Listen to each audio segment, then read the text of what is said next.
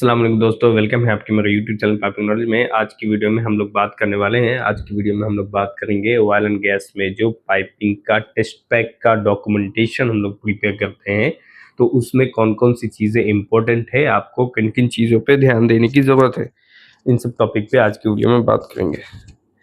जो oil and gas में हम लोग टेस्ट पैक प्रिपरेशन करते हैं, वो टेस्ट पैक प्रिपरेशन होता है वॉक डाउन करने के लिए, प्री कमीशनिंग पंच मैनेजमेंट के लिए, पंच को कवर करने के लिए, और दूसरा ये है कि वॉक डाउन करने के लिए, पंच को कवर करने के लिए, और प्री कमीशनिंग की एक्टिविटी और कमीशनिंग की एक्टिविटी, और वहाँ से फिर हम लोग जो भी उसका इम्पोर्टेंट डॉक्यूमेंट होता है वो डॉक्यूमेंट को लेकर के हम लोग मैकेनिकल डोजियर बनाते हैं। उसी का डॉक्यूमेंट को लेकर के हम लोग RFC रेडी फॉर कमीशनिंग का जो डॉक्यूमेंट है वो बनाते हैं, तो हमको AFC मिलता है, मतलब अचीवमेंट ऑफ कमीशनिंग मिलता है। तो हमको तो पहला जो सर्टिफिकेट मिलेगा वो मिलेगा मैकेनिकल कंप्लीशन सर्टिफिकेट, MCC जिसको बोलते हैं हम लोग, मैकेनिकल कंप्लीशन सर्टिफिकेट। और दूसरा जो हमको सर्टिफिकेट मिलता है वो मिलता है AFC यानी कि अप्रूव्ड फॉर कमीशनिंग। तो इसके लिए हमें दो चीज़ें बनानी पड़ती है। पहला मैकेनिकल कंप्लीशन डोजियर, जिससे हमको MCC सर्टिफिकेट रिसीव होता है, और दूसरा हमको बनाना पड़ता है रेडी फॉर कमीशनिंग यानी कि RFC सर्टिफिकेट। मतलब RFC सर्टिफिकेट का जो हम लोग फाइल बनाएंगे, RFC का जो डोजियर बनाएंगे, तो हमको मिलेगा AFC सर्टिफिकेट, मतलब अचीवमेंट ऑफ कमीशनिंग। थोड़ा कॉम्प्लिकेटेड है, आप चीज़ों को समझे। सबसे पहले हम बनाएंगे टेस्ट पैक। टेस्ट पैक के बिहाफ पे हम उसमें मैकेनिकल वॉक डाउन करेंगे, प्री कमीशनिंग की एक्टिविटी करेंगे, और जो एक्टिविटी कंप्लीट होगा उसका हम लोग टेस्ट पैक के अंदर जो डॉक्यूमेंट होता है उसको हम लोग बोलते हैं ITR, इंस्पेक्शन टेस्ट रिपोर्ट। तो ITR जो हम लोग क्लोज करवा करके साइन लेंगे, वो ITR को हम लोग कहाँ लगाएंगे? मैकेनिकल डोजियर का जो फाइल बनाएंगे, मैकेनिकल कंप्लीशन सर्टिफिकेट के लिए जो हम लोग फाइल बनाते हैं उसका नाम होता है मैकेनिकल कंप्लीशन डोजियर। तो मैकेनिकल कंप्लीशन डोजियर को हम लोग जो फाइल बनाएंगे, वो फाइल अगर कंप्लीट हो जाती है तो हमको एक सर्टिफिकेट साइन करके मिलता है। उस सर्टिफिकेट का नाम होता है मैकेनिकल कंप्लीशन सर्टिफिकेट। वो पहला सर्टिफिकेट हो गया कि आपका जो वर्क था कंस्ट्रक्शन से रिलेटेड, वो मैकेनिकली कंप्लीशन कंप्लीट हो गया है। इसका नेक्स्ट स्टेप होता है कि आप नेक्स्ट जो डोजियर बनाएंगे वो डोजियर बनाते हैं RFC, मतलब रेडी फॉर कमीशनिंग का डोजियर बनाते हैं। रेडी फॉर कमीशनिंग का मतलब होता है, RFC का मतलब होता है कि आप जो वो फाइल बना रहे हो आपको क्या मिलेगा? तो साइन करके जो हमें मिलेगा, वो साइन करके मिलेगा achievement of commissioning. Achievement of commissioning का मतलब होता है कि आपने कमीशनिंग को अचीव कर लिया। तो उसमें जो हम लोग डॉक्यूमेंट ज़्यादातर यूज़ करते हैं वो भी हमारे टेस्ट पैक से रिलेटेड, और मैकेनिकल कंप्लीशन का जो डॉक्यूमेंट है वो सब उसमें अटैच करते हैं। ये था बेसिक थ्योरी। अगर मैं बात करूं कि हम टेस्ट पैक कैसे बनाते हैं, टेस्ट पैक को क्या होता है, ये जितनी भी स्टोरी होती है ना, वो सब में सिस्टम और सब सिस्टम का खेल होता है। मतलब आपको ये जो भी चीज़ें बनानी है, अब जैसे मैकेनिकल डोजियर बनाना है या RFC सर्टिफिकेट, RFC डोजियर बनाना है, तो बिहाफ ऑफ वो सब सिस्टम वाइज बनेगा। अब सबसे पहले आप ये समझिए कि सिस्टम क्या होता है और सब सिस्टम क्या होता है। अगर मैं सिस्टम की बात करूं तो a system is a collection of piping line performing a specific process. मतलब वो एक स्पेसिफिक प्रोसेस का स्पेसिफिक प्रोसेस और service identified on the PNID। मतलब हम क्या कहते हैं, सिस्टम किसको कहते हैं कि हमारे पास जो अलग अलग सर्विस है या अलग अलग फैसिलिटीज है, उस फैसिलिटी को हम लोग सिस्टम वाइज डिवाइड करते हैं। अभी सिस्टम वाइज डिवाइड करने का मतलब कि एक हमारे पास अगर क्रूड की लाइन है, तो क्रूड का जो प्रोसेस का लाइन होगा, मेन प्रोसेस का लाइन होगा, उसको हम लोग एक सिस्टम मानेंगे। क्रूड का जो हमारा कुछ वीडियो यानी कि वैक्यूम डिस्टिलेशन यूनिट का जो कुछ लाइन होगा, जिससे हम CDU से बचा हुआ माल को, बचा हुआ क्रूड को हम लोग वीडियो में भेजते हैं, तो वो एक अलग सब सिस्टम हो गया। प्लस क्रूड में ही जो हमारा ड्रेन लाइन है या यूटिलिटीज़ का लाइन है या फिर नाइट्रोजन का लाइन है या फिर हमारा न्यूमेटिक एयर का लाइन है या फिर हमारा हॉट वाटर का लाइन है या चिल्ड वाटर का लाइन है, जो भी अलग अलग लाइन्स है, तो उसको हम लोग अलग अलग सिस्टम वाइज में डिवाइड करते हैं। सिस्टम वाइज में डिवाइड करेंगे तो हमको पता चलेगा कि एक system, A system is a collection of piping lines. एक सिस्टम जो है, ये जैसे क्रूड की लाइन है, क्रूड का एक सिस्टम हो गया, तो system is a collection of piping line performing a specific process और सर्विस ये स्पेसिफिक प्रोसेस और सर्विस को परफॉर्म करता है। उसके बाद हम लोग आइडेंटिफाइड ऑन द पीएनआईडी, ये कहाँ आइडेंटिफाइड होता है, कहाँ पे ये सब सिस्टम और सिस्टम मार्किंग होता है, तो पीएनआईडी में मार्किंग रहता है। जैसा कि हम क्रूड ट्रांसफर एग्जांपल हम बोलते हैं, crude transfer system, utility water system, ये सब एक सिस्टम हो गया। दूसरा अगर हम बात करें, अब इस सिस्टम के अंडर में अलग अलग सब सिस्टम आता है। सब सिस्टम का मतलब हो गया ए सब system divided into a large system into a smaller.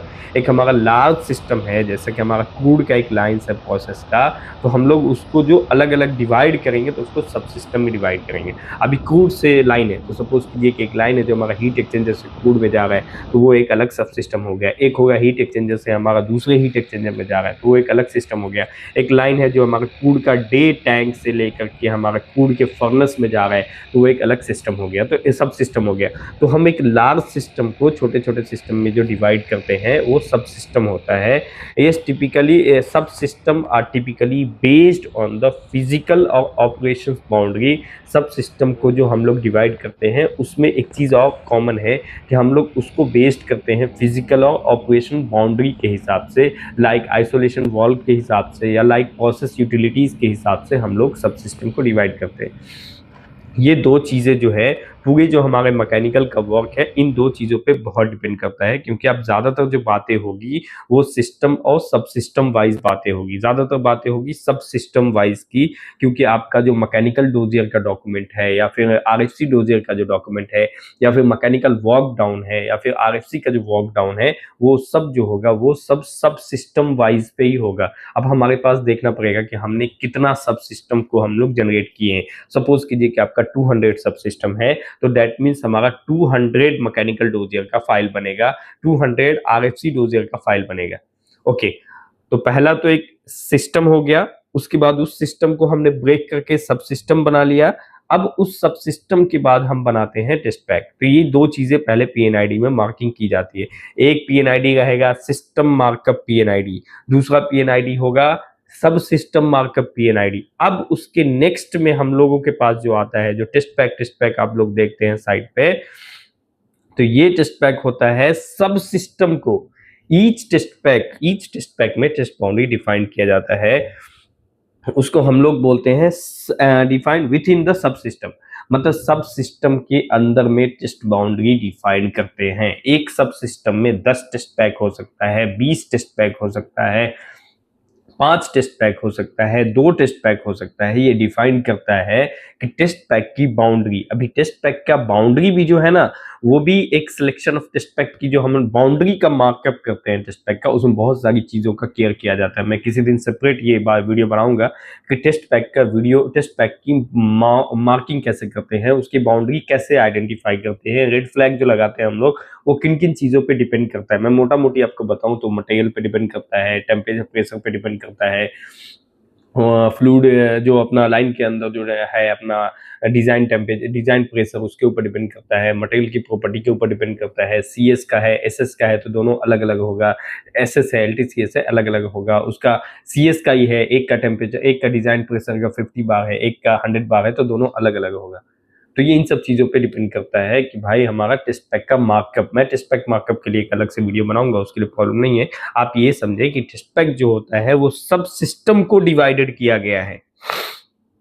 Okay, basically अब मैं बात करता हूँ कि टेस्ट पैक में जो डॉक्यूमेंट होते हैं वो डॉक्यूमेंट क्या क्या है, उसके स्मॉल हम थोड़ा थोड़ा एक्सप्लेनेशन करेंगे। टेस्ट पैक के जो डॉक्यूमेंट है, कंटेंट है, जो टेस्ट पैक में जो डॉक्यूमेंट रहता है, पहला है release list for hydro test. Release list for hydro test का मतलब होता है एनडीटी एंड विजुअल एक्शन। ये क्या है? Release list for hydro test का मतलब हो गया कि आपने वो लाइन को फैब्रिकेशन कर दिया, इरेक्शन कर दिया, इंस्टॉलेशन कर दिया, एनडीटी कंप्लीट हो गया, आपका वॉक डाउन कंप्लीट हो गया, उसमें जो पंच पॉइंट मिला था एक कैटेगरी आपने वो भी कंप्लीट कर दिया, तो वो सारा एक कैटेगरी पंच पॉइंट जो कंप्लीट हो गया, तो ये जो डॉक्यूमेंट साइन होने का मतलब है कि अब आप उसको ये डॉक्यूमेंट तभी साइन होगा जब आप हाइड्रो टेस्ट का प्रिपरेशन करके उसको दिखा देंगे कि ये सब हमने प्रिपेयर किया है, उसमें यहाँ ब्लाइंड लगाया है, ये हमारा कैलिब्रेशन रिपोर्ट है, ये हमारा पंप है, ये हमारा हाउस पाइप है, वो सबसे वो सेटिस्फाइड हो जाएगा, तो ये इसको साइन कर देगा। ये साइन होने का मतलब अब आप लाइन में वाटर फिलिंग एंड टेस्टिंग कर सकते हो।